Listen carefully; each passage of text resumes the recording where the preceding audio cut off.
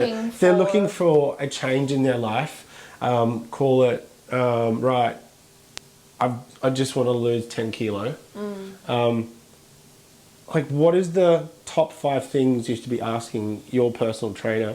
Because I feel it's a bit of a, you know, it's a machine, it's a business versus, you know, a lot of gyms have worked really hard to get people in, but they can't, you know, look after them properly. Mine 100% does not. It's obviously a business. But everyone will say that. Huh? No, not. I mean, we have created a really nice community. Yeah. So community to us is incredibly important. Yeah. So we're constantly getting our members involved in different things, and we support different charities and constantly trying to give back. And having the members involved in that as well. Look, I guess you walk into any gym, they'll talk at you until you start getting into it, getting to know the person, getting to your personal trainer, all that stuff. You're going to either like them or not, right? Yeah. So what are the top 5 things that you should ask your trainer at face value? Yeah.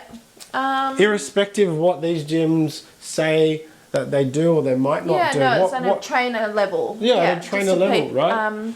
Because we're trying to cut through this whole thing of lots of noise. Yeah.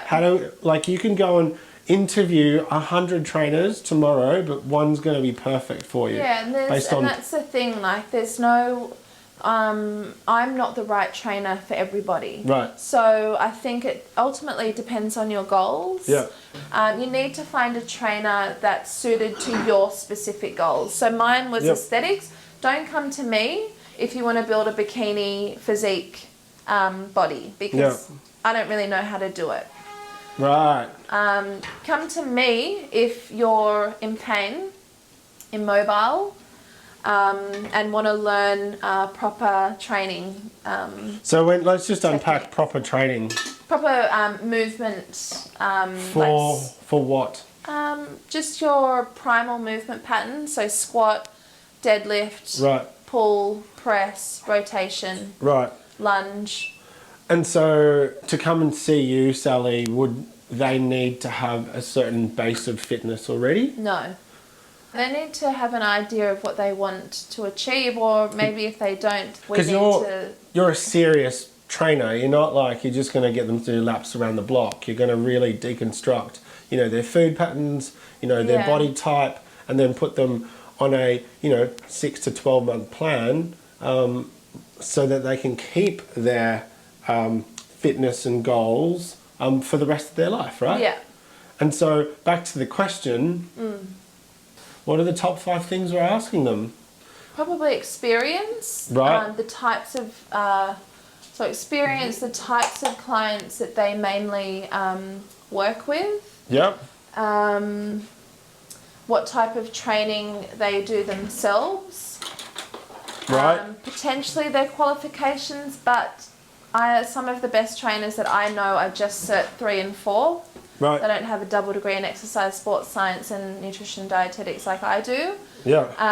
So maybe that's half of a question. Okay.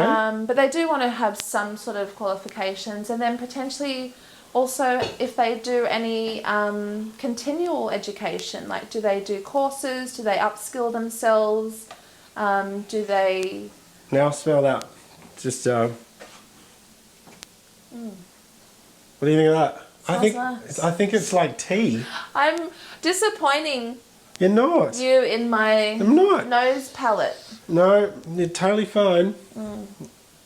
So this would be, it's a more of a cleaner taste, which means for cold drip, this would be perfect for you. So back to, like, wouldn't it be quite confronting going into a PT or a gym and then starting to ask someone's resume? It never happens, right? I think it doesn't happen because you kind of go in and you kind of look at someone and you go, yeah, you're pretty fit. Oh, you look fit, so I think you're going to make me fit. Right? That's kind of the interview. But I'm saying you should be asking about their qualifications. How much how long have they been in the business for? Yeah. What is the body type that they're potentially suited for? Yeah. Do they consider nutrition? Yeah. You know, like, I think they're the type of questions. Yeah. As a personal trainer, you're not actually supposed to give nutritional advice unless you're qualified. Right. Nice. Yeah. So that kind of irritates me when I hear that happening. Right. So is there anything else we're kind of missing, like in terms of those top 5? I mean, it can be, you know, I've worked with people and I've figured out after a little while that they would be better suited to a different trainer. Right. And then, yeah, it can be like you can't know everything straight away. Sometimes the decision needs to change a little bit down the track. Yeah. Let's talk about mental health.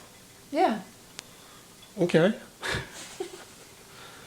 You play a really big part in someone's life. Yeah. Around, you know, them opening up. You're getting them to squat 200 kilos. They may as well tell you about they're having a shit time. Yeah.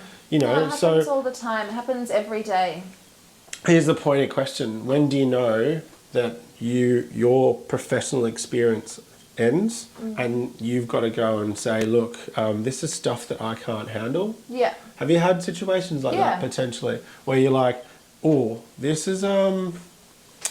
could be not my level of expertise, because, you know? 100%. And I'm one of the best things you can do as a personal trainer is know your qualifications and know when to outsource or to refer. Right.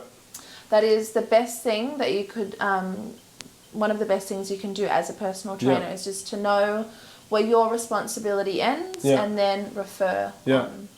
I've had to do that numerous times for sure. Yeah. And I don't offer advice.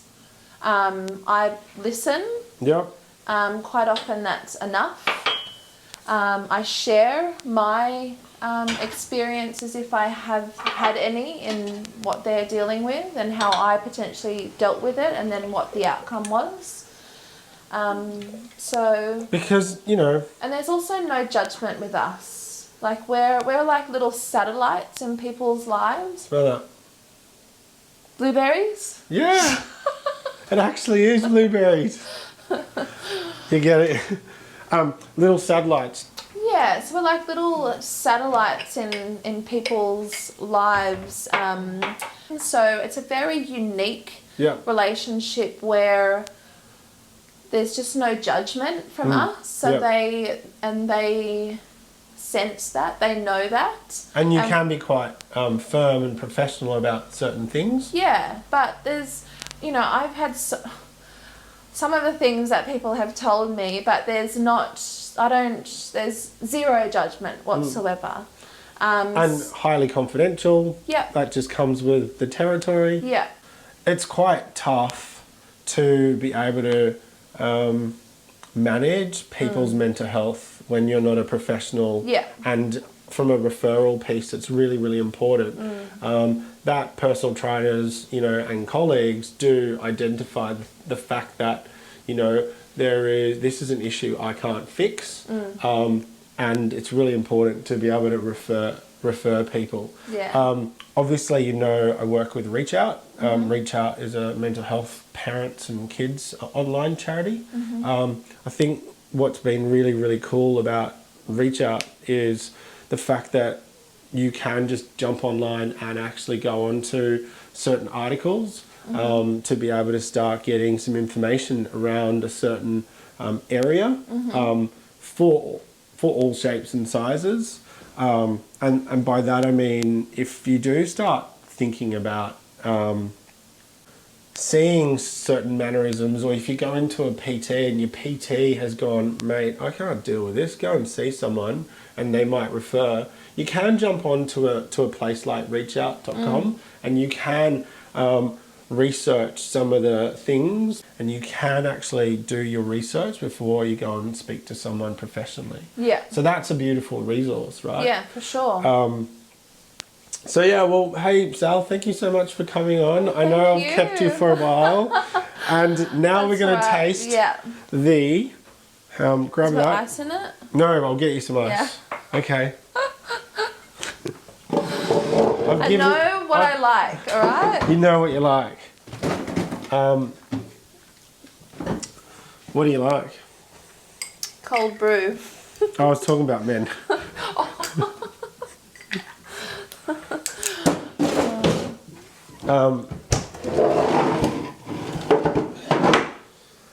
Right. So, hey, thank you so much for coming along. It's been a real pleasure to hear about where you're at, and obviously learning a bit about coffee and roasting and the Barty single origin initiative that we're running. What do you think of that? Yeah, it's nice. Smooth. Yeah. See, that is a perfect, like when that's really, really cold, I reckon we can that. But you could drink that as a cold brew. Yeah. And as a drip as well. Yeah, no, it's nice. It's delicious. Well done. Gee, thanks. Can I have it? Can you actually tell me like you really mean it? Oh, yeah. Not just making it up? Yeah, well done. Thank you. Yeah, I'm impressed. Which part? On that whole process out there. Yeah, that was right. amazing to witness. So I wish more people would have the appreciation for a cup of coffee that is obviously stored correctly, roasted correctly, and made to order. This is 100% fresh. One thing I was trying to get out of you through this entire time is, did you know that when you do have fresh coffee, it doesn't give you a high like other. So yeah, you know right. when you drink a coffee and just sends you off the planet and you blow your socks off and you can't find them, and then you get really high anxiety, right? When you get blows your socks off, you can't find them. They're on some tree, right? So that's gee, I can't believe I've just rocked your world. So funny. I've never heard that before. Is that a thing, or did you make that up? No, that's Rochelle's. That's a Rochelleism.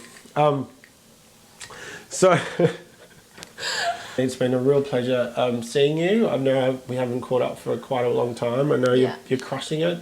It's really cool to learn that it's not just you're just not a PT. You're real about some of the stuff that you're obviously helping people with, your nutrition and fitness, how important that is. And just to round it out, I suppose when it comes to your mental health, you're not a therapist, but you'll definitely find a way or refer someone to a place. Yeah, I know my pay grade. You know your pay grade. Thanks, Sally. It's been a real pleasure. Thanks, Barty. Well, all right, we're done. All right, thank you.